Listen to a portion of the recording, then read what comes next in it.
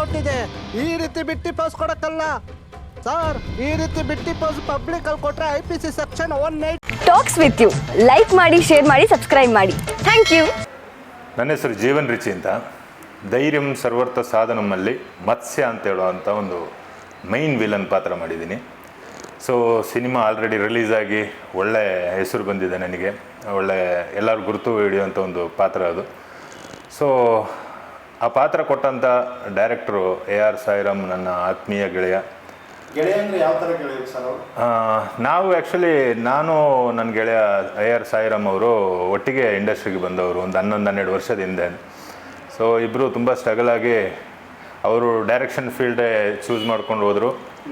ನಾನು ಆರ್ಟಿಸ್ಟ್ ಆಗೇ ಬಂದೆ. ಇದೇ ಮೊದಲನೇ ಸಿನಿಮಾನ ಸರ್? ಇಲ್ಲ, ನಾನು ಬಂದು 11 ವರ್ಷದಲ್ಲಿ ಒಂದು 40-45 ಸಿನಿಮಾ ಮಾಡಿದ್ದೀನಿ. ಸೊ ಎಲ್ಲ ಚಿಕ್ಕ ಪುಟ್ಟ ಪಾತ್ರಗಳು, 2 ಸೀನು 3 ಸೀನು ಆ ಥರನೇ ಬಂದು. ಸೊ ಸುಮಾರು ಸಂಹಾರ, ಗೂಳಿಹಟ್ಟಿ, ಹಾಲು ತುಪ್ಪ, ಜಗ್ಗುದಾದ, ಮುಕುಂದ ಮುರಾರೆ, ಸುಮಾರು ಈ ಥರ ಕರ್ವ, ಈ ಥರ ಸುಮಾರು ಮಾಡಿದ್ದೀನಿ. ಇವಾಗ ರೀಸೆಂಟಾಗಿಯೂ ಇದು ಉಂಡೆನಾಮ, RC ಬ್ರದರ್ಸು ಅಂತ ಇವಾಗ ಸ್ವಲ್ಪ ಮೈನ್ ವಿಲನ್ ಆಗಿ ಎಲ್ಲ ಕಡೆ ಒಂದು ಸುಮಾರು 4-5 ಸಿನಿಮಾ ಮಾಡ್ತಾಯಿದ್ದೀನಿ. ರಿಲೀಸಿಗೆ ಒಂದು 4 ಸಿನಿಮಾ 5 ಸಿನಿಮಾ ಬ್ಯಾಲೆನ್ಸ್ ವೆಯ್ಟಿಂಗ್ಗಳಿದೆ. ಸೊ ಶೂಟಿಂಗ್ 1-2 ನಡೀತಾ ಇದೆ. ಈ ಸಿನಿಮಾದ ವಿಶೇಷ ನನಗಂತೂ ತುಂಬ ವಿಶೇಷ. ಒಂದು 11 ವರ್ಷದ ನನ್ನ ಕನಸು ಏನಿತ್ತು ಅದು ಈ ಸಿನಿಮಾ ಮೂಲಕ ಈಡೇರಿದೆ ಅಂತ ಹೇಳ್ಬೋದು.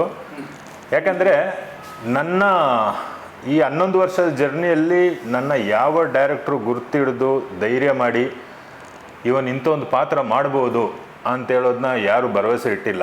ನನಗೆ ಆ ಥರ ಒಂದು ಆಪರ್ಚುನಿಟಿ ಬಂದಿಲ್ಲ. ಬಟ್ ಕಲಾವಿದ ಅಂತ ಹೇಳಿದ ತಕ್ಷಣ ಆ ಆಸೆಗಳು ಒಳಗೆ ಇದ್ದೇ ಇರುತ್ತೆ. ಅವಕಾಶಗಳಿಗೋಸ್ಕರ ಕಾಯ್ತಾ ಇರ್ತೀವಿ. ಬಟ್ ಅವಕಾಶ ಎಲ್ಲಿ ಸಿಗದಿರುವಾಗ ತುಂಬ ಡಿಪ್ರೆಷನ್ಗೆ ಹೋಗಿದ್ದೆ. ಯಾಕೆ ನನ್ನ ಗುರ್ತು ಹಿಡಿತಾ ಇಲ್ಲ, ಯಾರು ಭರವಸೆ ಕೊಟ್ಟು ನನ್ನ ಮೇಲೆ ಒಂದು ಭರವಸೆ ಇಟ್ಟು ಇವನ ಕೈಯಿಂದ ಮಾಡಿಸ್ಬೋದು ಅಂತ ಹೇಳುವಂಥದ್ದು ಯಾರು ಇದು ಮಾಡ್ತಾ ಇರಲಿಲ್ಲ. ಎಲ್ಲ ಪಾತ್ರಗಳು ಬಂದರು. ಪೊಲೀಸು ಆಲ್ಮೋಸ್ಟ್ ತುಂಬ ಪೊಲೀಸೇ ಬಂದು ಒಂದ್ಸಲಿ ಫೆಡಫೆ ಆಗಿಬಿಟ್ಟಿದ್ದೆ ನಾನು. ಚಿಕ್ಕ ಪುಟ್ಟ ಪಾತ್ರ, ಅದೇನು ದೊಡ್ಡ ಲೀಡು ಕೊಡ್ತಾ ಇರಲಿಲ್ಲ ನನಗೆ. ಪೊಲೀಸ್ ಇನ್ಸ್ಪೆಕ್ಟರ್ 2 ಸೀನೋ 3 ಸೀನೋ ಈ ಥರ ಬರೋದು. ಸೊ ಈ ಥರ ಸಿನಿಮಾಗಳು ಮಾಡುವಾಗ ನಾನು ನೆಕ್ಸ್ಟ್ ಬೇಡ ಅಂತೇಳಿ ಬಿಟ್ಟಿದ್ದು ಇದೆ. ಈ ಥರನೇ ಹೋದರೆ ನಮಗೆ ಬೆಳವಣಿಗೆ ಆಗಲ್ಲ ಅಂತ. ಬಟ್ ತುಂಬ ಡೈರೆಕ್ಟ್ರ್ ಹತ್ರ ಹೋಗಿ ತುಂಬ ಕೇಳ್ಕೊಂಡಿದ್ದೆ ಒಳ್ಳೆ ಒಂದು ಲೀಡ್ ಕೊಡಿ ಅಂತ. ಬಟ್ ಅವ್ರಿಗೆ ಯಾಕೋ ನನ್ನ ಮೇಲೆ ಏನೋ ಭರವಸೆನೇ ಇರಲಿಲ್ಲ. ಸೊ ಆ ನೋವೆಲ್ಲ ಇರೋ ಟೈಮಲ್ಲಿ ನನ್ನ ಗೆಳೆಯ AR ಸಾಯಿರಾಮ್ ಅವರು ಒಂದು ಸಿನಿಮಾ ಶುರು ಮಾಡ್ತೀನಿ ಅಂತ ಹೇಳಿದ್ರು. ಸೊ ಆವಾಗಲೂ ನನ್ನ ಗೆಳೆಯ ಅವಾಗ ಒಂದು ನನಗೆ ಅದರಲ್ಲೊಂದು ಪೊಲೀಸ್ ಕೊಡ್ತೀನಿ ಅಂತಲೇ ಫಸ್ಟ್ ಹೇಳಿದ್ದ. ಸೊ ನಾನು ಹೇಳಿದೆ, ತಿರ್ಗಾ ಇಲ್ಲಿ ಬಂದು ಅದೇ ಅಲ್ಲ ನಮಗ ಅಂತ ಕೇಳಿದ್ದೆ. ಬೇರೆ ಏನೋ ಒಂದು ನಂಬಿಕೆ ಇಡೋ ಅಂತ. ಇಲ್ಲ ಮಾಡ್ತೀಯ, ಬಟ್ ಆ ಕ್ಯಾರೆಕ್ಟ್ರು ಚೆನ್ನಾಗಿದೆ ಅಂತ ಹೇಳಿದ್ರು. ಸೊ ನನಗಿನ್ನೇನು ಮಾಡೋಕ್ಕಾಗಲ್ಲ. ಪಾಲಿಗೆ ಬಂದಿದೆ ಪಂಚಾಮೃತ ಅಂತ ನಾನು ಕಾಯ್ಕೊಂಡು ಕೂತ್ಕೊಂಡಿರೋಂಥ ಆರ್ಟಿಸ್ಟ್. ನನಗೆ ಯಾವುದಾದ್ರೂ ಇವಾಗ ಮಾಡಲೇಬೇಕು. ನಾನು ಹೆಂಗೋ ಯಾವುದೋ ಒಂದು ಸಿನಿಮಾ ಗುರ್ತಿಡೋಕ್ಕೆ ಮಾಡಲೇಬೇಕಾಗುತ್ತೆ. ಬಟ್ ಒಂದು ದಿನ ಸಾಯಂಕಾಲ ಒಂದು 7:30-8 ಗಂಟೆ ಹಂಗೆ ಫೋನ್ ಮಾಡಿಬಿಟ್ಟು ನಮ್ಮ ಡೈರೆಕ್ಟ್ರು ಸಾಯಿರಾಮ್ ಅವರು ಎಲ್ಲಿದೆ ಅಂತ ಕೇಳಿದ್ರು. ಮನೇಲಿದ್ದೀನಿ. ನೀನು ಒಂದು ಇವಾಗ ಹೆಂಗಿದೆ ಎಟ್ ಪ್ರೆಸೆಂಟ್ ಒಂದು ಫೋಟೋ ಕಳಿಸು ಅಂತ ಹೇಳಿದ್ರು. ನಾನು ಹೇಳಿದೆ, ಯಾಕಪ್ಪ ಆವಾಗ ನೋಡ್ತಾ ಇರ್ತೀಯ, ನನ್ನ ಮುಖ ಮರೆತುಬಿಟ್ಟಿದೆ ಅಂತ. ಇಲ್ಲಲ್ಲ ಕಳಿಸು, ಹೇಳ್ತೀನಿ ಅಂತ ಕಳಿಸಿದೆ. ಕಳಿಸುವಾಗ ನಾನೇನು ಮಾಡಿದೆ, ಸ್ವಲ್ಪ ಗಿಲ್ಟ್ರಲ್ಲಿ ಹಾಕಿ ಕಳಿಸಿದ್ದೆ. ಸೊ ತಿರ್ಗಾ ಫೋನ್ ಮಾಡಿಬಿಟ್ಟು, ನೀನು ಗಿಲ್ಟ್ರೆಲ್ಲ ಬೇಡ, ನೀನು ಹೀರೋಯಿನ್ ಮಾಡ್ತಾಯಿಲ್ಲ, ನಾನು ಒಂದು ವಿಲನ್ ಆಗಿ ಮಾಡಬೇಕು ಅಂತಿದ್ದೀನಿ, ಅದಕ್ಕೆ ನೀನು ಕರೆಕ್ಟಾಗಿದೆಯಾ ಅಂತ ನೋಡಬೇಕಿತ್ತು ಅಂತ ಹೇಳ್ಬಿಟ್ಟು ಆಮೇಲೆ ನಾರ್ಮಲ್ ಒಂದು ಕಳಿಸಿದೆ. ನಾರ್ಮಲ್ ಕಳಿಸಿದ ತಕ್ಷಣವೇ ನೋಡ್ಬಿಟ್ಟು, ಒಂದು ಕೆಲಸ ಮಾಡು, 2 ಶೇಡ್ ಬರುತ್ತೆ. ಇದು ಒಂದು ಯಂಗು ಮತ್ತು ಏಜ್ಡ್ ಪಾತ್ರ ಬರುತ್ತೆ. ಏಜ್ಡ್ ಪಾತ್ರಕ್ಕೆ ಕೂದಲು ವೈಟ್ ಮಾಡೋಣ ಅಂತೇಳಿ. ನಾನು ಆ್ಯಕ್ಚುಲಿ ಏನಂತ ಹೇಳಿದ್ರೆ, ಹಸಿದವನಿಗೆ ಆ ಕಡೆ ಚಿತ್ರಾನ್ನನೋ ಬಿರಿಯಾನಿನೋ ಗೊತ್ತಾಗಲ್ಲ, ಅದೆಲ್ಲ ನಮಗೆ ಬಿರಿಯಾನಿ ಥರನೇ ಕಾಣುತ್ತೆ. ಅಂದರೆ ಅಲ್ಲಿಂದ ನನಗೆ ಹೇಳಿದ್ರು. ನಾನು ಹೇಳಿದೆ, ಏನು ಪಾತ್ರ ಮಗ ಅಂತ ಕೇಳಿದ್ರೆ, ಒಂದು ಹೇಳ್ತೀನಿ ಆಮೇಲೆ, ಕ್ಯಾರೆಕ್ಟ್ರು ದೊಡ್ಡ ಕ್ಯಾರೆಕ್ಟ್ರು ಅಂತ ಹೇಳಿದ್ರು. ಸರಿ ಅಂತ ನಾನು ಏನು ಕೇಳೋಕ್ಕೋಗಿಲ್ಲ. ಆಮೇಲೆ ಇಮಿಡಿಯೇಟ್ ನಾನು ಗೆಟಪ್ ಚೇಂಜ್ ಮಾಡಬೇಕು ಅಂತಾಯಿತು. ಸೊ ತಲೆ ಪೂರ್ತಿ ಬಿಯರ್ಡ್ ಎಲ್ಲ ವೈಟ್ ಮಾಡಬೇಕು ಅಂತ. ಸೊ ಸುಮಾರು ಸಲೂನ್ಗಳಿಗೆ ಹೋಗಿ ಕೇಳಿದ್ವಿ, ಯಾರು ಒಪ್ಕೊಳ್ತಾ ಇರಲಿಲ್ಲ ವೈಟ್ ಮಾಡೋಕ್ಕಾಗಲ್ಲ ಅಂತ. ಸೊ ಅದೆಲ್ಲ ಫಾರಿನಲ್ಲಿ ಮಾಡ್ತಾರಂತೆ, ಇಲ್ಲಿ ವೈಟ್ ಮಾಡೋಕ್ಕಾಗಲ್ಲ ಅಂತ. ನಮಗೆ ಆ್ಯಕ್ಚುಲಿ ಪೆಪ್ಪರ್ ಸಾಲ್ಟ್ ಬೇಕಾಗಿತ್ತು, ಅಲ್ಲಲ್ಲಿ ವೈಟ್ ಅಲ್ಲಲ್ಲಿ ಇದು ಮಧ್ಯ. ಸೊ ಅದಕ್ಕೆ ಹೇಳಿದೆ, ಅದು ಮಾಡೋಕ್ಕಾಗಲ್ಲ ಅಂದರು, ಅದು ನ್ಯಾಚುರಲ್ಲೇ ಬರೋದು ಅಂತ. ಬಟ್ ನಾವು ಸ್ಪಾಟಲ್ಲಿ ಮಾಡ್ಕೊಳ್ಳೋಣ ಅಂತ ಪ್ಲ್ಯಾನ್ ಮಾಡಿದ್ವಿ. ಸ್ಪಾಟಲ್ಲೇ ಬೆಳಿಗ್ಗೆ ಎಲ್ಲೆಲ್ಲಿ ಬೇಕೋ ಅಲ್ಲಿ ಅಂತ. ಅದು ನ್ಯಾಚುರಲ್ ಆಗಿ ಬರಲ್ಲ, ಅದು ಚೆನ್ನಾಗಿರಲ್ಲ ಅಂತ ಮತ್ತೆ ಆಯಿತು. ಯಾಕೆಂದರೆ ನಾವು ಹೋಗ್ತಾ ಇದ್ದು ಒಂದೇ ಶೆಡ್ಯೂಲ್. ಸೊ ನಿಯರ್ಲಿ 30 to 35 ಡೇಸೋ 40 ಡೇಸೋ ಆಗ್ಬೋದು. ಸೊ ಔಟ್ಡೋರ್ ಹೋಗ್ತಾ ಇದ್ವಿ. ಸೊ ನಾವು ಬ್ರೇಕ್ ತೊಗೊಂಡು ಅಲ್ಲಿ ಮಾಡೋಕ್ಕಾಗಲ್ಲ, ಅವಾಗ ಅಲ್ಲೇ ಹಾಕೊಳ್ಳೋಣ ಅಂತ ಪ್ಲ್ಯಾನ್ ಮಾಡಿದ್ವಿ. ಬೇಡ, ಇದು ಅಂತೂ ಶೆಡ್ಯೂಲ್ ಏನು ಬ್ರೇಕ್ ಆಗಲ್ಲಲ್ಲ. ಸೊ ಒಂದು ಶೆಡ್ಯೂಲಲ್ಲಿ ಮಾಡೋದ್ರಿಂದ ಫಿಕ್ಸ್ ಆಗ್ಬಿಡೋಣ, ಕಲರ್ ಮಾಡಿಬಿಡೋಣ. ಸೊ ಯಾವ ಕಲರ್ ಮಾಡಬೇಕು ಅಂತಂದರೆ ಆ ಏಜ್ಡ್ ಪಾತ್ರ ಕಲರ್ ನನಗೆ ಸೆಟ್ ಆಗ್ತಾನೆ ಇಲ್ಲ. ಸೊ ಲಾಸ್ಟಿಗೆ 2-3 ಇದೆಲ್ಲ ಹೋಗಿದ ತಕ್ಷಣ ಮತ್ತೆ ಇನ್ನೊಂದು, ನನ್ನ ಸ್ಕಿನ್ನೆಲ್ಲ ತುಂಬ ಡೆಲಿಕೇಶನ್, ಒಂಥರ ಇಮ್ಮಿಡಿಯೇಟ್ ರಿಯಾಕ್ಷನ್ ಆಗ್ಬಿಡುತ್ತೆ. ಸೊ ಸಾಫ್ಟ್ ಇರೋದ್ರಿಂದ ನನಗೆ ಒಂದು ಸ್ವಲ್ಪ ಭಯ ಇತ್ತು. ಸೊ ಆಮೇಲೆ ಏನು ಮಾಡೋದು, ಡೈರೆಕ್ಟ್ರಿಗೆ ಮಾತು ಕೊಟ್ಟಿದ್ದೀನಿ, ಆಯ್ತು ಮಾಡಿಸ್ತೀನಿ ಅಂತ. ಆಮೇಲೆ ಒಂದು ಸಲೂನಿಗೆ ಹೋಗ್ಬಿಟ್ಟು ಗೋಲ್ಡನ್ ಟೈಪ್ ಮಾಡಿಸಿದೆ. ಗೋಲ್ಡನ್ ಟೈಪ್ ಅಂದರೆ ಲೈಕ್ ಫಾರಿನ್ ಟೈಪ್ ಕಾಣೋಂಗೆ ಒಂದು. ಸೊ ಅದು ಲುಕ್ ಚೆನ್ನಾಗಿ ಬಂತು ನನಗೆ. ಸೊ ಚೆನ್ನಾಗಿ ಬಂದಿರೋದಕ್ಕಿಂತ ಸಿಕ್ಕಾಬಿಟ್ಟೆ ಕಷ್ಟ ಅನುಭವಿಸ್ಬಿಟ್ಟೆ ನಾನು. ಅದು ಬ್ಲೀಚಿಂಗ್ ಮಾಡೋಕ್ಕೆ ಹೋಗಿ ತಲೆ ಎಲ್ಲ ಒಂದು 3-4 ಸತಿ ಬ್ಲೀಚ್ ಮಾಡಿ ಬುರುಡೆ ಸುಟ್ಟೋಯ್ತು. ನನ್ನ ಬಿಯರ್ಡ್ ಬ್ಲೀಚ್ ಮಾಡೋಕ್ಕೆ ಹೋಗಿ ಎಲ್ಲ ಫುಲ್ ಬ್ಲಡ್ ಗಿಡ್ಡೆಲ್ಲ ಬಂದ್ಬಿಡ್ತು ನನಗೆ. ಸುಮಾರು ಮಧ್ಯಾಹ್ನ 1 ಗಂಟೆಗೆ ಕೂತ್ಕೊಂಡವರು ರಾತ್ರಿ 9 ಗಂಟೆ ಗಂಟು ನನಗೆ ಕಲರಿಂಗ್ ಹಾಕಿದ್ದಾರೆ. ಸೊ ಆ ಕಲರ್ ಕೂರೋಕ್ಕೋಸ್ಕರ, ಯಾಕೆಂದರೆ ಪೂರ್ತಿ ಮಾಡ್ತಾಯಿದ್ವಿ ನಾವು. ಇಲ್ಲಿ ಒಂದು ಚೂರು ಅಂತ ಹೇಳಿದ್ರೆ ಒಂದು 2 ಅವರ್ಸಲ್ಲಿ ಮುಗಿಸ್ಕೊಂಡ್ಬಿಡ್ಬೋಯ್ತು. ನನಗೆ ಕಂಪ್ಲೀಟ್ ಕೂರಬೇಕಿತ್ತು, ಫೇಸ್ ದಾಡಿ ಎಲ್ಲ. ಸೊ ಆವಾಗ ಒಂದು 2ನೇ-3ನೇ ರೌಂಡಿಗೆ ಬ್ಲೀಚ್ ಮಾಡೋಷ್ಟರೊಳಗೆ ನನಗೆ ಫುಲ್ ಉರಿ ಎತ್ಕೊಂಡ್ಬಿಡ್ತು. ಓಡೋಗ್ಬಿಟ್ಟಿದ್ದೆ RCC ಮೇಲೆ, ತಡೆಯೋಕ್ಕಾಗದೆ ಉರಿ. ಆಮೇಲೆ ಫೈನಲ್ ಒಂದು 10 ನಿಮಿಷದಲ್ಲಿ ಹಾಕ್ಬಿಡ್ತೀವಿ ಅಂತೇಳಿ ಹಾಕಿ ಮಾಡಿದ್ರು. ಸೊ 1 ವೀಕಲ್ಲಿ ನನ್ನ ಫುಲ್ಲು ಎಲ್ಲ ಡ್ರೈ ಸ್ಕಿನ್ಗಳೆಲ್ಲ ಗಾಯ ಆಗಿದ್ದು, ಬುರುಡೆಯಿಂದೆಲ್ಲ ಉದ್ರಕ್ಕೆ ಸ್ಟಾರ್ಟ್ ಆಯಿತು. ಸೊ ತುಂಬ ಅನುಭವಿಸ್ಬಿಟ್ಟೆ ನಾನು. ಸೊ ನೆಕ್ಸ್ಟ್ 1 ವೀಕ್ ಬಿಟ್ಟಿದ ತಕ್ಷಣ ಶೂಟಿಂಗು. ಸೊ ಶೂಟಿಂಗ್ಗೆ ಹೋದ್ವಿ ನಾವು. ಫುಲ್ಲು ತುಮಕೂರು ಆ ಸೈಡೇ ಶೂಟಿಗೆ ರೆಡಿ ಮಾಡಿದ್ದಿದ್ದು. ದೇವರಾಯನ ದುರ್ಗ, ಯಲರಾಂಪುರ, ಕೊರಟಗೆರೆ ಆ ಸೈಡು, ಅಂದರೆ ಹಳ್ಳಿ ಮತ್ತು ಫಾರೆಸ್ಟಲ್ಲಿ ಮಾಡೋಂಗೆ ಪ್ಲ್ಯಾನು. ಸೊ ಅಲ್ಲಿಗೆ ಹೋದ್ವಿ. ಹೋಗೋವರೆಗೂ ಸರ್ ನನಗೆ ಸಿನಿಮಾದ ಏನೂ ಗೊತ್ತಿಲ್ಲ. ಏನು ಗೊತ್ತಾಯಿಲ್ಲ? ನನ್ನ ಗೆಳೆಯನಾಗಿದ್ದರು ಡೈರೆಕ್ಟ್ರು, ನನಗೆ ಒಂಚೂರು ಲಿಂಕ್ ಕೊಡಲಿಲ್ಲ. ನೀವು ಕೇಳಿಲ್ಲ? ನಾನು ಕೇಳೋಕ್ಕೋಗಿಲ್ಲ, ಅವ್ರು ಕೊಟ್ಟಿರೋದೇ ಹೆಚ್ಚು. ಅದರಲ್ಲಿ ಮತ್ತೆ ಒಂದು ಅಡ್ವಾಂಟೇಜ್ ತೊಗೊಂಡು ಗೆಳೆಯ ಅಂತ ಹೇಳಿದ ತಕ್ಷಣ ಹೋಗಿ ಬಾಯಿ ಬಿಡಿಸ್ಕೊಂಡು ಕೂರೋದಕ್ಕಿಂತ ನನಗೊಂದು ಭರವಸೆ ಇತ್ತು. ಯಾಕೆಂದರೆ AR ಸಾಯಿರಾಮ್ ಅವ್ರನ್ನ 11 ವರ್ಷದಿಂದ ನೋಡಿದ್ದೀನಿ, ಜೊತೆ ಗೆಳೆಯ ಬೇರೆ. ಅಂದರೆ ಅದಕ್ಕಿಂತ ಮೊದಲು ನಾನು ಅವ್ರ ಜೊತೆ ಶಾರ್ಟ್ ಮೂವೀಸು, ಆ್ಯಡು ಇದೆಲ್ಲ ನಾನು ಕರೆಸಿ ಮಾಡೋರು. ಅವ್ರು ಯಾವುದೇ ಪ್ರಾಜೆಕ್ಟ್ ಮಾಡಿದ್ರು ಒಂದು ಭರವಸೆ, ಒಂದು ನಂಬಿಕೆ ಇತ್ತು. ಜೀವನ್ ರಿಚಿ ಮಾಡೇ ಮಾಡ್ತಾರೆ ಕೊಟ್ಟರೆ ಅಂತ ಹೇಳುವಂಥದ್ದು ಆ ಮೊದಲಿಂದನೂ ಇತ್ತು. ಇವತ್ತು ನಾವು ಅಲ್ಲಿ ಹೋಗಿ ಯಲರಾಂಪುರ ಹತ್ರ ಒಂದು ರೆಸಾರ್ಟಲ್ಲಿ ನಾವು ಶೂಟಿಗೆ ಹೋಗೋ ಬಿಫೋರ್ ನನ್ನ ಒಂದು ದಿವಸದ ಮೊದಲು ಕರ್ಸ್ಕೊಂಡಿದ್ರು. ಅಲ್ಲಿ ಗಂಟ ನಾನು ಶೂಟಿಗೆ ಹೋದೆ. ಅಲ್ಲಿಗೆ ಹೋದೆ, ನೆಕ್ಸ್ಟ್ ಡೇ ಶೂಟ್ ಇದೆ. ಬಿಫೋರ್ 1 ಡೇ 3:30 ಗಂಟೆ ಹಂಗೆ ಬಂದು ನನ್ನ ಕೈಗೆ ಸ್ಕ್ರಿಪ್ಟ್ ಕೊಟ್ಟರು. ಸ್ಕ್ರಿಪ್ಟ್ ತೊಗೊಂಡು ಓದು ಒಂದು 2 ಅವರ್ಸು ಅಂತ, ಕಂಪ್ಲೀಟ್ ನಿಂದು ಏನೇನು ಕ್ಯಾರೆಕ್ಟರ್ ಇದೆ ಅದನ್ನು ನೀನು ಓದ್ಕೋ ಅಂತ. ಸೊ ಮತ್ಸ್ಯ ಅಂತ ಒಂದು ಪಾತ್ರ ಇತ್ತು. ಸೊ ನಾನು ಓಪನ್ ಪೇಜಿಂದ ಓದ್ಕೊಂಡು ಬರ್ತಾ ಇದ್ದೀನಿ. ನನಗೆ ನಿಜವಾಗ್ಲೂ ಅಂದರೆ ತಲೆ ಕೆಟ್ಟೋಯ್ತು. 1 ನಿಮಿಷ, ಏನಿದೆ ಹಿಂಗಿದೆ ಪಾತ್ರ, ಇದು ಸಿನಿಮಾನೇ ನಂದು ಸರ್. ಅದು ಸಿನಿಮಾನೇ ಸಬ್ಜೆಕ್ಟೇ ನಂದು. ಅಂದರೆ ನನ್ನಿಂದನೇ ಶುರುವಾಗೋದು, ನನ್ನಿಂದನೇ ಕೊನೆ ಆಗೋದು, ಆ ಥರ ಒಂದು ಪಾತ್ರ ಅದು. ಒಂದು ಕಡೆ ವಿಲನ್ ಹೇಳ್ತಾರೋ ಅದಕ್ಕೆ ಹೀರೋ ಹೇಳ್ತಾರಂತಲ್ಲ ಪಾತ್ರ, ಅದು ಆ ಥರ ಒಂದು ಕಥೆನೇ ಅದು, ಆ ವ್ಯಕ್ತಿ ಮೇಲೆ ಹೋಗುವಂಥ ಒಂದು ಪಾತ್ರ. ಸೊ ನನಗೆ ಒಂಥರ ಗೂಪ್ಸ್ ಥರ ಬಂದು ಒಂಥರ ಆಗ್ತಾ ಇಲ್ಲ. ಹೋಗಿ ನೋಡ್ತೀನಿ, ಡೈರೆಕ್ಟರ್ ಸರ್ ಒಟ್ಟಿಗೆ ಮಾತಾಡ್ತೀನಿ, ಇವರು ಲೊಕೇಶನ್ ನೋಡಕ್ಕೆ ಹೋಗ್ಬಿಟ್ಟಿದ್ದಾರೆ. ಬರೋವರು ಕ್ಯೂರಿಯಾಸಿಟಿ ನನಗೆ, ಈ ಥರ ಪಾತ್ರ ಕೊಟ್ಟಿದ್ದಾರೆ. ಅದು ಆ್ಯಕ್ಚುಲಿ ನನಗೆ ಈ ಥರ ಒಂದು ಪಾತ್ರ ಮಾಡಬೇಕು ಅಂದರೆ ತುಂಬ ವರ್ಷದ ಒಂದು ಕನಸು. ಅದು ಕನಸಿತ್ತು ನನಗೆ, ಈವಾಗಲೂ ಇದೆ ನನಗೆ. ಏನಂದರೆ ಬೇರೆ ಬೇರೆ ಥರ ಪಾತ್ರ ಮಾಡಬೇಕು, ಯಾರು ಮಾಡಿರೋದಂಥ ಒಂದು ಪಾತ್ರ ಮಾಡಬೇಕು, ಆ ಥರ ಪ್ರೂವ್ ಮಾಡಬೇಕು ಅಂತ ಹೇಳುವಂಥದ್ದು ಛಲ, ಆಟ ಇವಾಗಲೂ ಇದೆ. ನಿಮ್ಮಲ್ಲೂ ಕೂಡ ಒಂದು ಆಸೆ ಇತ್ತು, ಆ ಕ್ಯಾರೆಕ್ಟರ್ ಸಿಕ್ತು, ಮಾಡಿದ್ದೀರಾ. ಆ ಕ್ಯಾರೆಕ್ಟರ್ ದೊಡ್ಡ ಇಶ್ಯೂಸ್ ಕೂಡ ಆಗಿದೆ. ಹೌದು. ಈಗ ನಿಮಗೆ ಏನು ಅನಿಸ್ತಾ ಇದೆ? ಅಯ್ಯೋ ನಾನು ಮಾಡಬಾರ್ದಾಗಿ? ಇಲ್ಲ, ನನಗೆ ಬೇಜಾರಿಲ್ಲ. ನಾನು ಆ್ಯಸ್ ಎ ಕಲಾವಿದ, ನನಗೆ ಯಾವುದೇ ಪಾತ್ರ ಆಗಿರಲಿ, ನನಗೆ ಜನರು ನೆಗೆಟಿವ್ ಮಾತಾಡ್ತಾರೋ ಅಲ್ಲ ಪಾಸಿಟಿವ್ ಮಾತಾಡ್ತಾರೋ ನನಗೆ ಅದರ ಬಗ್ಗೆ ನಾನು ತಲೆ ಕೆಡಿಸ್ಕೊಳ್ಳಲ್ಲ. ನನಗೆ ಏನು ಬೇಕಾಗಿರೋದು, ಆ ಪಾತ್ರ ಮಾಡಿದೆ, ಆ ಪಾತ್ರ ಆ ವ್ಯಕ್ತಿ ಹೆಂಗಿರ್ತಾನೆ ಅದಕ್ಕೆ ಜೀವ ತುಂಬಿಸಿದೇನಾ ಇಲ್ವಾ? ಹೌದು ಸರ್, ಖಂಡಿತ. ಹೌದು. ಇವಾಗ ನಾವು ಏನೋ ಒಂದು ಬೇರೆ ಒಂದು ಮಾಡೋಕ್ಕೆ ಹೋಗಿ ಬೇರೆಯವ್ರ ಕಣ್ಣಿಗೆ ನಾವು ತಪ್ಪು ಭಾವನೆ ಅಂದರೆ ಆ ಪಾತ್ರ ಮಾಡಬಾರ್ದು ಅಂತ ಹೇಳುವಂಥದ್ದು ನನ್ನ ತಪ್ಪಾಗುತ್ತೆ. ಆ್ಯಕ್ಚುಲಿ ಕಲಾವಿದನಿಗಂತ ಆದಮೇಲೆ ಅದು ಯಾವ ಪಾತ್ರ ಆದರೂ ಸಮೇತ ಅದಕ್ಕೆ ನ್ಯಾಯ ಒದಗಿಸ್ಬೇಕು. ಅವ್ನು ಕೆಟ್ಟವನಾಗಿದ್ರೆ ಕೆಟ್ಟವನ ಥರನೇ ಇರಬೇಕಾಗುತ್ತೆ, ಅವ್ನು ಒಳ್ಳೆಯವನು ಅಂತಂದ್ರೆ ಒಳ್ಳೆಯವನ ಥರನೇ ನಟಿಸ್ಬೇಕಾಗುತ್ತೆ. ಸೊ ಅದಕ್ಕೆ ನನಗೆ ಆ ಥರ ಏನು ಬೇಜಾರಿಲ್ಲ. ಬಟ್ ಒಳ್ಳೆ ಒಂದು ಹೆಸರು ಬಂತ ಸಿನಿಮಾದಿಂದ ಅಂತ. ಆ್ಯಕ್ಚುಲಿ ನನ್ನ ಆ ಗೆಟಪ್ ಏನಾಗಿದೆ ಅಂದರೆ ನನ್ನ ಗೊತ್ತಿರೋರೇ ನನ್ನ ಸಿನಿಮಾ ನೋಡ್ಬಿಟ್ಟು ಬಂದು ನೀನದು ನಿಜವಾಗ್ಲೂ ಗೊತ್ತಾಗಲ್ಲ ಅಂತ ಹೇಳಿ. ನಮಗೂ ಕೂಡ ಅದೇ ರೀತಿ, ಯಾಕೆ ನೋಡಿದ್ರೆ ಒಳ್ಳೆ ಚಾಕ್ಲೇಟ್ ಹೀರೋ ಥರ ಇದ್ದೀರಾ, ಆದರೆ ಪ್ರಾರಂಭ ದಿನಗಳಲ್ಲಿ ಅದೇ ಆಗ್ಬೇಕು ಸರ್. ಎಷ್ಟೋ ಜನ ವಿಲನ್ ಆಗಿ ಆಗಿರೋದು ಲಕ್ಷಣ ಸರ್. ಈಗ ಆ ಸಿನಿಮಾ ತುಂಬಾ ಜನಕ್ಕೆ ರೀಚ್ ಆಗಲಿಲ್ಲ, ಚೆನ್ನಾಗಿದ್ರು, ಯಾಕೆಂದ್ರೆ ಕೆಲವು ಸಮಸ್ಯೆಗಳಿಂದ. ಆದರೆ ಆ ಸಿನಿಮಾದಲ್ಲಿ ಇರುವಂತ ನಿಮ್ಮ ಪಾತ್ರ ಪರಿಚಯ ಮಾಡ್ಕೊಳ್ಳಿ ಸರ್. ಏನು ಸರ್, ಅದು ಮತ್ಸ್ಯ ಅಂತ ಹೇಳುವಂಥ ಒಂದು ಪಾತ್ರ ಸರ್. ಅದು 2 ಶೇರ್ ಬರುತ್ತೆ. ಒಂದು ಯಂಗ್ ಆಗಿರುವಂಥ ಪಾತ್ರ ಫಸ್ಟು, ಆಮೇಲೆ ಒಂದು ಏಜ್ಡ್ ಪಾತ್ರ, ವಯಸ್ಸಾಗುವವರೆಗೆ ಹೋಗುತ್ತೆ ಅದು ಅಪ್ ಟು ಕ್ಲೈಮ್ಯಾಕ್ಸ್ವರೆಗೆ. ಸೊ ಇದು ಒಂದು ನೆಲದ ಮೂಲದ ಕತೆ ಅಂತ ಹೇಳ್ಬೋದು, ಒಂದು ನೈಜ ಘಟನೆ. ಇದು ಬಂದು ನಮಗೂ ಆ್ಯಕ್ಚುಲಿ ಡೈರೆಕ್ಟ್ರ್ ಹೇಳಿರಲಿಲ್ಲ ಫಸ್ಟು. ಅವ್ರ ಮನೆಯಲ್ಲೇ ನಡೆದಂಥ ಕತೆ, ನೈಜ ಘಟನೆ ಅಂತ ಹೇಳೋದಂಥದ್ದು ನನಗೆ ಗೊತ್ತಿರಲಿಲ್ಲ. ಅವರು ನಮ್ಮ ಡೈರೆಕ್ಟರ್ ಅದನ್ನ ರಿಲೀಸ್ ಗಂಟನೂ ಸಸ್ಪೆನ್ಸ್ ಇಟ್ಟಿದ್ರು.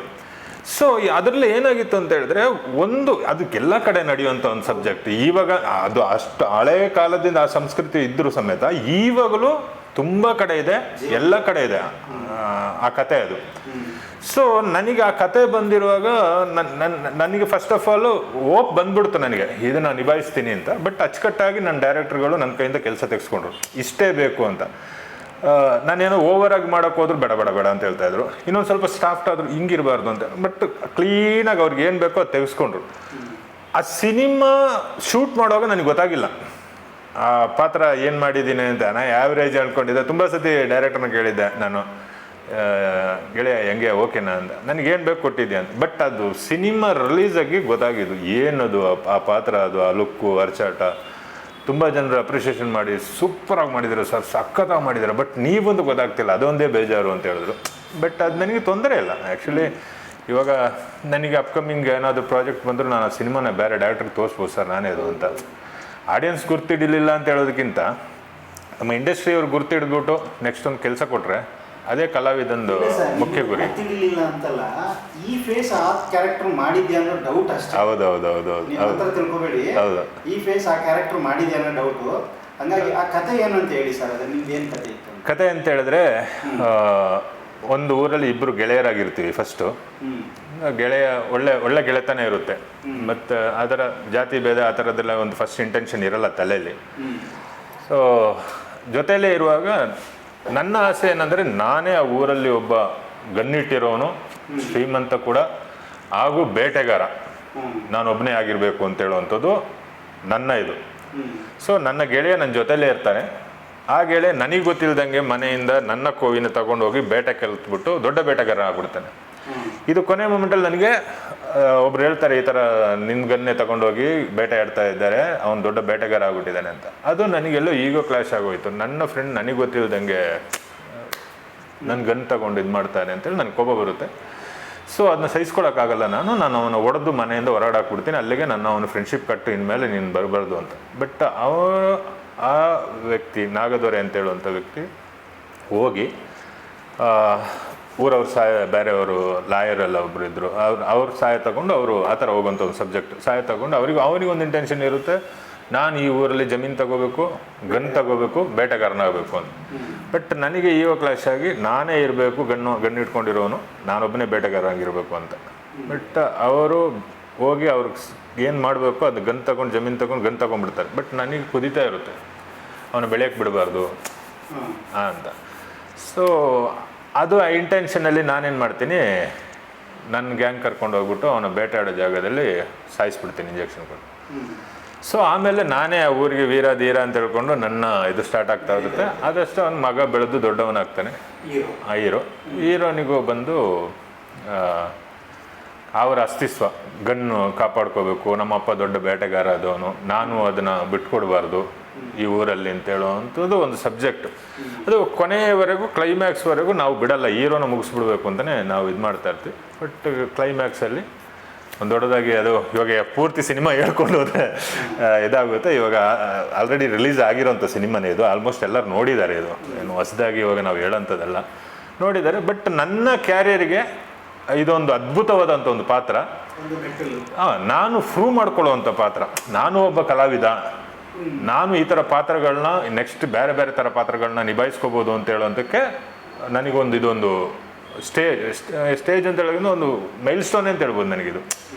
ಆ ಥರ ಒಂದು ಪಾತ್ರ. ಸರ್, ಈಗ ನೀವು ಆ ಕ್ಯಾರೆಕ್ಟರ್ ಮಾಡಿದ್ದೀರಾ, ನಿಮ್ಗೆ ಗೊತ್ತಿರೋರು ಅಥವಾ ನಿಮ್ಮ ಸ್ನೇಹಿತರು, ನಿಮ್ಮ ಫ್ರೆಂಡ್ಸ್ ಯಾರಾದರೂ ಬೈದಿರೋದುಂಟಾ ಇಷ್ಟೊಂದು ಕೆಟ್ಟ? ಇಲ್ಲ ಇಲ್ಲ ಇಲ್ಲ ಇಲ್ಲ ಇಲ್ಲ ಇಲ್ಲ ಇಲ್ಲ ಇಲ್ಲ ಆ್ಯಕ್ಚುಲಿ ಅಪ್ರಿಷಿಯೇಟ್ ಮಾಡಿದವರೇ ಇದ್ದಾರೆ, ಪ್ರತಿಯೊಬ್ಬರು ಅಪ್ರಿಷಿಯೇಟ್ ಮಾಡಿದ್ದಾರೆ. ನನಗೆ ಒಂದೇ ಒಂದು ಮೈನಸ್ ಅಂದರೆ ನೀನು ಅಂತ ಗೊತ್ತಾಗ್ತಿಲ್ಲ ಮಗ, ಅದೊಂದೇ.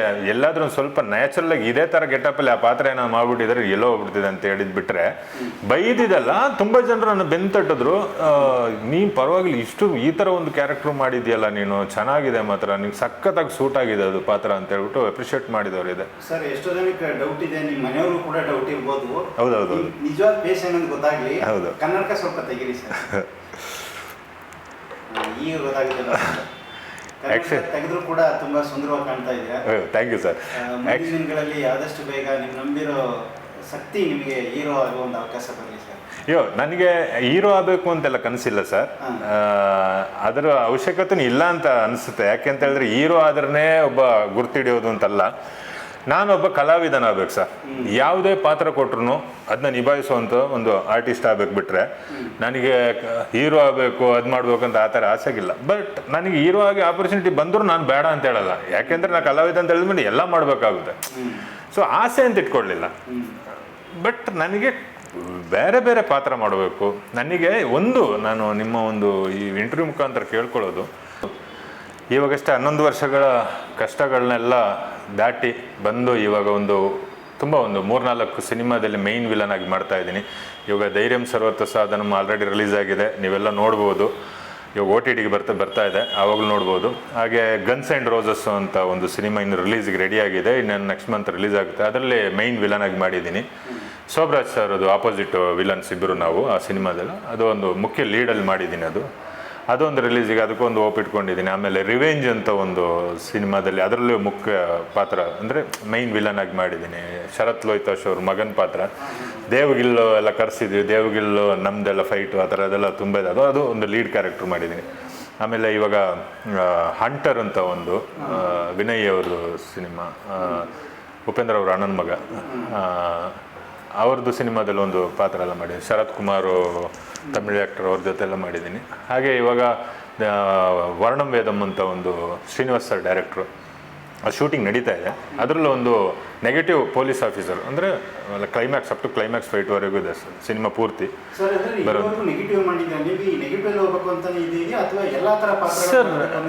ನೆಗೆಟಿವೇ ಹೋಗ್ಬೇಕು ಅಂತಿಲ್ಲ ಸರ್. ನನಗೆ ಯಾವ ಪಾತ್ರ ಕೊಟ್ರು ನಾನು ಅದನ್ನ ಮಾಡ್ತೀನಿ, ಆ ಭರವಸೆ ನನಗಿದೆ.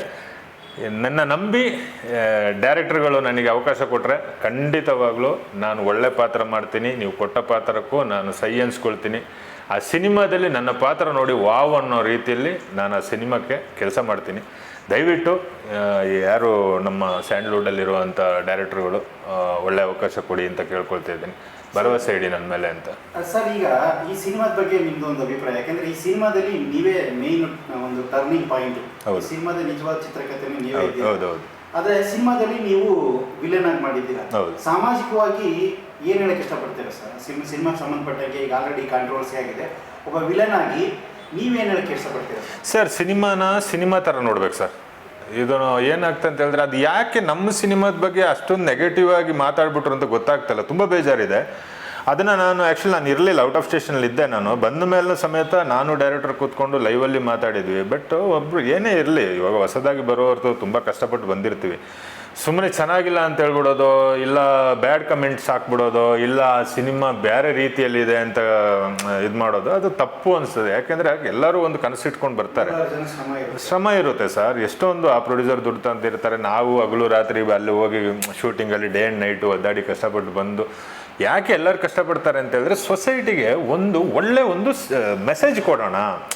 ಹಿಂಗಿದೆ, ಇದರಿಂದ ಚೇಂಜ್ ಆಗಬೇಕು. ಸರ್ವಧರ್ಮ ಎಲ್ಲರೂ ಸರ್ವರು ಒಂದು ಅಂತ ಹೇಳುವಂಥ ಭಾವನೆಯಲ್ಲಿ ಇರಬೇಕು ಅಂತ. ಯಾವುದೇ ಸಿನಿಮಾ ಮಾಡಿದ್ರು ಸಮೇತ ಒಂದು ಮೆಸೇಜ್ ಇದ್ದೇ ಇರುತ್ತೆ.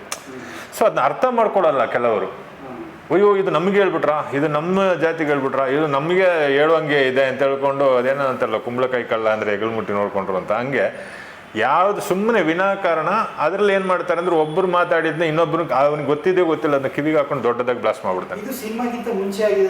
ಹೌದೌದು. ಮಾಡಿಲ್ಲ ಸರ್, ಅದೇ ನಮಗೆ ಬೇಜಾರಾಗಿರೋದು. ಇವರು ಏನೋ ಟ್ರೈಲರ್ ನೋಡ್ಬಿಟ್ಟು ಏನೇನೋ ಬಂದು ಚೇಂಬರ್ಲೆಲ್ಲ ಮಾತಾಡಿ ತುಂಬ ಒಂದು ನಮಗೆ ಮಿಸ್ಯೂಸ್ ಮಾಡಿ ನಮ್ಮನ್ನ ತುಳಿದೇ ಬಿಟ್ರು. ಸೊ ರಿಲೀಸಿಗೆ ನಮಗೆ ಫಸ್ಟು ಐನಾಕ್ಸ್ PVR ಅದು ಯಾವುದು ಕೊಡಲಿಲ್ಲ, ಸಿನಿಪೋಲಿಸ್ ಎಲ್ಲ. ಯಾಕೆಂದರೆ ಕಾಂಟ್ರವರ್ಸಿ ಇರೋ ಮೂವಿ, ಕಾಂಟ್ರವರ್ಸಿ ಇಲ್ಲ ಸರ್ ಅಂತ ಎಷ್ಟೋ ಕೇಳ್ಕೊಂಡ್ವಿ, ಬೇಡ್ಕೊಂಡ್ವಿ, ಎಲ್ಲ ಮಾಡಿದ್ವಿ. ಬಟ್ ಅವರಿಗೂ ಸಿನಿಮಾ ನೋಡಿ ಮತ್ತೆ ಶೋ ಕೊಡೋಣ ಅಂತ ಹೇಳೋದು ಬಂದಿಲ್ಲ ಅಲ್ಲ. ಬಟ್ ಅದರಿಂದ ಯಾರು ಕೆಲಸ ಮಾಡಿದಾರೆ ಅಂತ ಗೊತ್ತಿಲ್ಲ, ಯಾಕೆ ಮಾಡಿದ್ರು, ಏನು ಇಂಟೆನ್ಷನ್ ಅಂತ ಗೊತ್ತಿಲ್ಲ. ಬಟ್ ಸಿನಿಮಾಕ್ಕಿಂತ ಮೊದಲು ಮಾತಾಡಿದ್ದು, ಆಫ್ಟರ್ ಸಿನಿಮಾ ಆದಮೇಲೆ ಒಬ್ಬರದು ಮಾತಿಲ್ಲ ಸರ್, ಯಾರೂ ಮಾತಾಡಿಲ್ಲ. ಅಟ್ಲೀಸ್ಟ್ ಅವರು ಇಲ್ಲ ನಮ್ಮ ತಪ್ಪು ತಿಳುವಳಿಕೆಯಲ್ಲಿ ಏನೋ ಮಾತಾಡ್ಬಿಟ್ವಿ, ಚೆನ್ನಾಗಿದೆ ಆ ಥರ ಏನಿಲ್ಲ ಅಂತ ಒಂದು ಸ್ಟೇಟ್ಮೆಂಟ್ ಕೊಟ್ಟಿದ್ರು ಸಮೇತ ಇನ್ನೂ ಐಪಲ್ಲಿ ಹೋಗಿರೋದು ನಮ್ಮ ಸಿನಿಮಾ. ಗೆದ್ದಿದ್ದೀವಿ, ಗೆದ್ದಿಲ್ಲ ಅಂತಿಲ್ಲ, ಸಿನಿಮಾ ಗೆದ್ದಿದೆ, ನಾವು ಗೆದ್ದಿದ್ದೀವಿ. ನೋಡೋಷ್ಟು ನೋಡಿದ್ದಾರೆ, ಎಲ್ಲ ನಮ್ಮ ಇಂಡಸ್ಟ್ರಿಯವ್ರು ನೋಡಿದ್ದಾರೆ, ಆಡಿಯನ್ಸ್ಗಳು ನೋಡಿದ್ದಾರೆ, ಒಳ್ಳೆ ಕಲೆಕ್ಷನ್ ಬಂದಿದೆ ಬೇರೆ ಕಡೆಯಿಂದೆಲ್ಲ. ಬಟ್ ಗೆದ್ದಿದ್ವಿ. ಇವಾಗ ಏನಾಗುತ್ತೆ ಅಂದರೆ ಈ ಥರ ಮಾಡುವಾಗ ನಾವು ಇವಾಗ ನೆಕ್ಸ್ಟ್ ಒಂದು ಸಿನಿಮಾ ಮಾಡ್ತಾ ಇದ್ದೀವಿ ಅಂತ ಹೇಳಿ, ನಮ್ಮ ಗೆಳೆಯರೇ ಒಂದು ಸಿನಿಮಾ ಮಾಡ್ತಾ ಇದ್ದಾರೆ, ನನ್ನ ಡೈರೆಕ್ಟರ್ ಸೇಮ್ ಧೈರ್ಯ ಸಾಯಿರಾಮ್ ಅವರು ಇನ್ನೊಂದು ಸಿನಿಮಾ ಮಾಡ್ತಾ ಇದ್ದಾರೆ. ಅವರಿಗೆ ಇನ್ನೊಂದು ಮಾಡೋದು ಭಯ ಬಂದ್ಬಿಡುತ್ತೆ, ಹೆಂಗ್ ಮಾಡೋದು ನಾನು ಮತ್ತೆ ಇದನ್ನೇನು ಇಟ್ಕೊಂಡ್ಬಂದು ಅಂತ ಹೇಳಿದ್ರೆ ಒಂದು ಫ್ರೀ ಹ್ಯಾಂಡ್ ಬಿಡ್ತಾ ಇಲ್ಲ ಸಿನಿಮಾ ರಂಗದಲ್ಲಿ. ಒಂದು ಡೈರೆಕ್ಟರ್ಸ್ಗಳಿಗೆ ಯಾರಿಗಾದ್ರೂ ಮಾಡುವಾಗ ಒಂದು ಫ್ರೀ ಹ್ಯಾಂಡ್ ಆಗಿ ಮಾಡಿರಿ, ಚೆನ್ನಾಗಿದೆ, ಒಳ್ಳೆ ಕಂಟೆಂಟ್ ಇಟ್ಕೊಂಡು ಮಾಡಿರಿ. ಪ್ರತಿಯೊಂದು ಕಡೆ ಹೇಳ್ತಾರೆ ಕಂಟೆಂಟ್ ಬೇಕು, ಸಿನಿಮಾ ಒಳ್ಳೆ ಕಂಟೆಂಟ್ ಇರೋ ಸಿನಿಮಾ ಬೇಕು, ಅಯ್ಯೋ ಅದೇ ಮರ ಸುತ್ತಿದೆ ಮಾಡಬೇಡಿ, ಅದೇ ರೌಡಿಸಮ್ದು ಮಾಡಬೇಡಿ ಅಂತ. ಬಟ್ ಕಂಟೆಂಟ್ ಇರೋ ಸಿನಿಮಾಗಳು ಮಾಡಿದ್ರೆ ಅದಕ್ಕೆ ಗಾಸಿಪ್ ಮಾಡಿ ಚೀಪ್ ಪಬ್ಲಿಸಿಟಿ ಕೊಟ್ಟು ತುಳಿತಾ ಇದ್ದಾರೆ. ಸೊ ಇದನ್ನ ಎಲ್ಲಿ ಯಾರು ಚೇಂಜ್ ಮಾಡಬೇಕು, ಹೇಗೆ ಚೇಂಜ್ ಮಾಡಬೇಕು ಅಂತ ಗೊತ್ತಾಗ್ತಾ ಇಲ್ಲ. ಇಷ್ಟೊತ್ತವರು ಕೂಡ ನಮ್ಮ ಈ ಒಂದು ಚಾನಲ್ಗೆ ನಿಮ್ಮ ಒಂದು ಸಂದರ್ಶನವನ್ನು ನೀಡಿದ್ದಕ್ಕೆ ಧನ್ಯವಾದವನ್ನು ಅರ್ಪಿಸ್ತಾ ಇದ್ದೀನಿ. ನಮಸ್ಕಾರ sir. Thank you so much sir, thank you. Talks with you like ಮಾಡಿ, ಶೇರ್ ಮಾಡಿ, ಸಬ್ಸ್ಕ್ರೈಬ್ ಮಾಡಿ. Thank you.